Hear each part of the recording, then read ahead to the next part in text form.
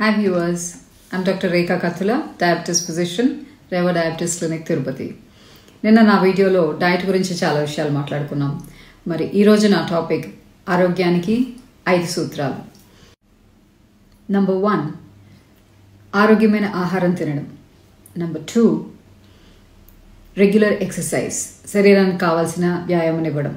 Number 3, మనసును బుద్ధిని ప్రశాంతంగా ఉంచుకోవడం.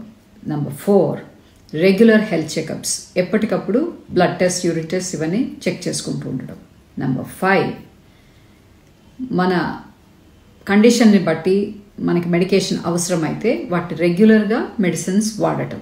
ఈ 5 సూత్రాలు, పంచభూతాలు మనకి ఎంత ఇంపార్టెంటో మనం ఆరోగ్యంగా ఉండడం కోసం కూడా అంతే ఇంపార్టెంట్. ఇప్పుడు రెండో విషయం మాట్లాడదాం, ఎక్సర్సైజ్. ఎక్సర్సైజ్ అంటే వెంటనే గుర్తొచ్చేది జిమ్కి వెళ్ళడం, వెయిట్ ట్రైనింగ్ చేయడం, ట్రెడ్మిల్ మీద పరిగెట్టడం, లేదా గంటలు వాకింగ్ చేయడము, కిలోమీటర్లు నడిచేయడము. ఇది మట్టుగా ఎక్సర్సైజ్, ఇంకేది ఎక్సర్సైజ్ కాదా? No, your wrong.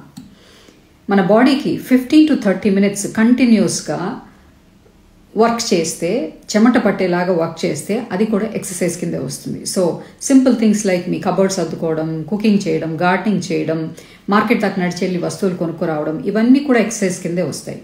You can add this to your life style.